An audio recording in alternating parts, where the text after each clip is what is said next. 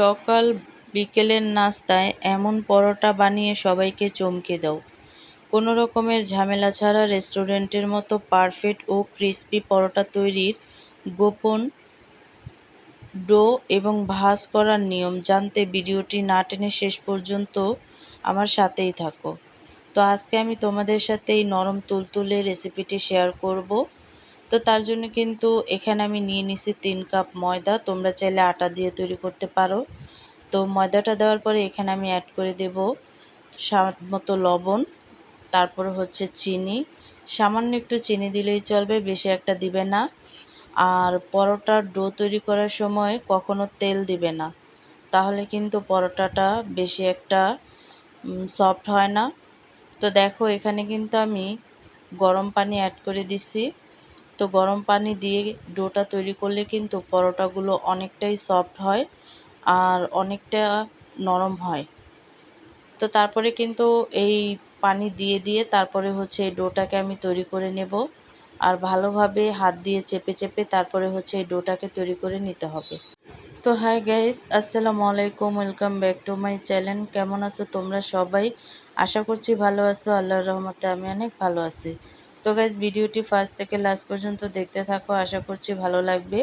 আর ভালো লাগলে প্লিজ একটি লাইক আর একটি সাবস্ক্রাইব করে পাশে থাকবে। তো দেখো ডোটা কিন্তু তৈরি হয়ে গেছে। উপরে একটু তেল মেখে তারপরে হচ্ছে 10 মিনিটের জন্য আমি রেস্টে রাখছিলাম। আর 10 মিনিট পরে ডোটা দেখো অনেকটাই কিন্তু নরম হয়ে গেছে। তো এই পর্যায়ে এসে এখানে আমি সামান্য একটু শুকনো ময়দা দিয়ে আর একটু আমি ময়ম করে নেব। তো দেখো, তো যতটা ময়ম করবে পরোটা কিন্তু ততটাই অনেকটা ফ্লাফি হবে। তারপরে হচ্ছে আমি লেচি কেটে নেব। যে কটা পরোটা আমি তৈরি করব সেই কটা লেচি আমি কেটে নেব। তো একটা লেচি নিয়ে এখানে গোল গোল করে তারপরে হচ্ছে শুকনো ময়দা দিয়ে একটু চ্যাপটা করে আমি একটা রুটির মতো করে বেলে নেব। তো এই রুটিটা বেশি একটা বড় করার দরকার নেই বা মোটারও দরকার নেই, বা বাঁকা হোক তেরা হোক যেভাবেই হোক রুটিটা বেলতে হবে। তো দেখো এভাবে করে তারপরে হচ্ছে আমি একটা রুটি বেলে নিয়েছি। আর বেলে নেওয়ার পরে কিন্তু এই রুটিটাকে আমি রুটির উপরে সামান্য একটু ঘি অ্যাড করে দেব। তোমরা চাইলে বাটার বা তেলও ইউজ করতে পারো। তো ঘিটা দেওয়ার পরে কিন্তু এই ঘিটাকে পুরো রুটির ওপরে আমি ভালোভাবে মেখে নেব। তারপরে হচ্ছে শুকনো ময়দা এভাবে করে ছিটিয়ে দেব। তো ছিটিয়ে দেওয়ার পরে কিন্তু আরও একটা রুটি এর উপরে আমি দিয়ে দেব। তো এইভাবে করে কিন্তু সবগুলো রুটি আমি এভাবে করে তারপরে হচ্ছে দিয়ে দিছি, দেখতেই পাচ্ছ। তো এভাবে দিলে কিন্তু এই পরোটায় অনেকটা লেয়ার হয়, যার ফলে কিন্তু এখানে আমি প্রত্যেকটা রুটি একটার উপর একটা দিয়ে তারপরে হচ্ছে এভাবে লেয়ার করে নিচ্ছি। আর এভাবে করে যদি তোমরা পরোটা তৈরি করো তাহলে কিন্তু প্রচুর পরিমাণে লেয়ার পাওয়া যায়। আর এভাবে করে পরোটা তৈরি করলে কিন্তু তেমন একটা সময় লাগে না, আর লেয়ারেরও তেমন একটা সময় লাগে না। তো খুব সহজে কিন্তু এই রুটি থেকে লেয়ারগুলো বের করা যায়। তারপরে হচ্ছে আমি রুটিটাকে একটু বড় করে এর উপরে আমি কিছু ঘি অ্যাড করে দিচ্ছি। তো ঘিটা দেওয়ার পরে কিন্তু এই ঘিটা পুরোটা রুটির মধ্যে মেখে তারপরে হচ্ছে এর উপর দিয়ে আমি শুকনো ময়দা অ্যাড করে দেব। তো এভাবে করে তারপরে হচ্ছে শুকনো ময়দা দিয়ে এই রুটিটাকে আমি ভালোভাবে একটা রুলের শেপ দিয়ে নেব। তো রুলটা ভালোভাবে তৈরি করে নিতে হবে। আর এই রুলটা যখন তৈরি করবে তখন একটু চেপে চেপে টাইট করে তারপরে রুলটাকে তৈরি করে নেবে। তো দেখো আমি কিন্তু একটা রুল তৈরি করে নিছি আর কতগুলো লেয়ার হয়েছে দেখতেই পাচ্ছ। তারপর হচ্ছে এই রুলের থেকে আমি অনেকগুলো লেচি বের করে নেব।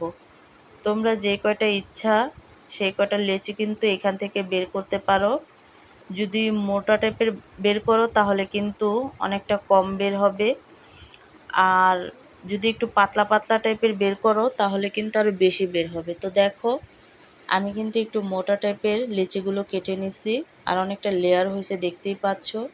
তো সবগুলো লিচি আমি কেটে নিছি, নেওয়ার পরে কিন্তু এই লিচিগুলোর উপর দিয়ে সামান্য একটু তেল দিয়ে আমি আরও 5 মিনিটের জন্য রেস্টে রেখে দেব।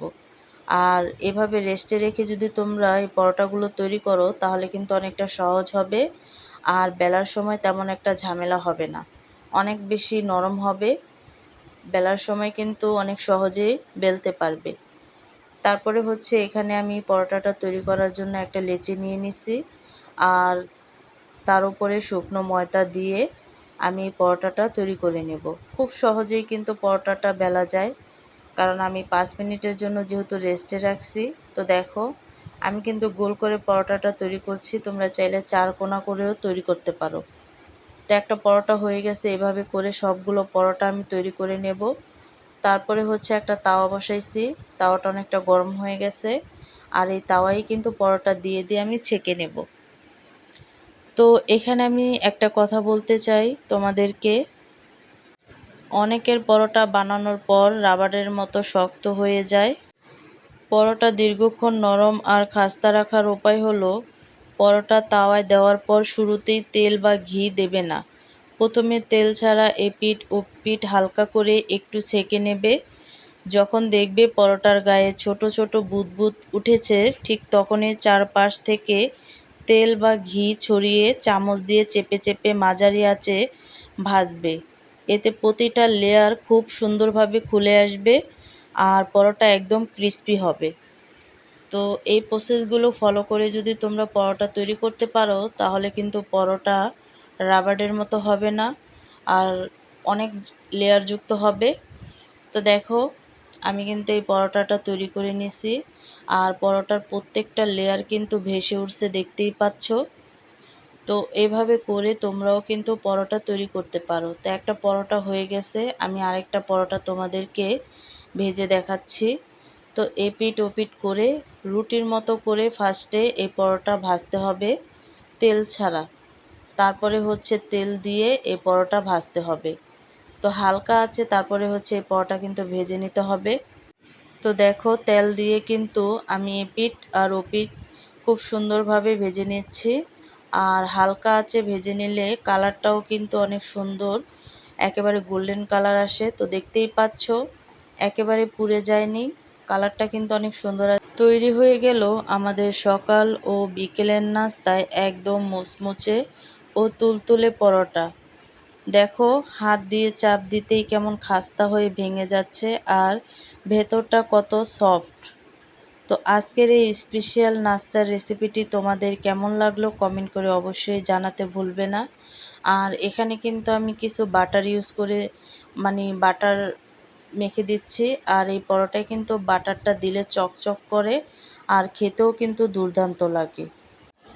আমরা কত সহজে সকাল সন্ধ্যায় বাহিরের হোটেলের কেনা পরোটা বা ফাস্ট ফুড টেবিলে সাজিয়ে দিই, তাই না? কিন্তু দিন শেষে নিজের মনের সবটুকু যত্ন মিশিয়ে যখন এমন স্বাস্থ্যকর ও খাস্তা পরোটা তুমি ঘরে বানিয়ে পরিবারের সামনে ধরবে, তখন সেই আনন্দ তৃপ্তিটা হবে আলাদা। নিজের হাতের তৈরি এই ফ্রেশ খাবারের স্বাদ আসলেই রাজকীয়।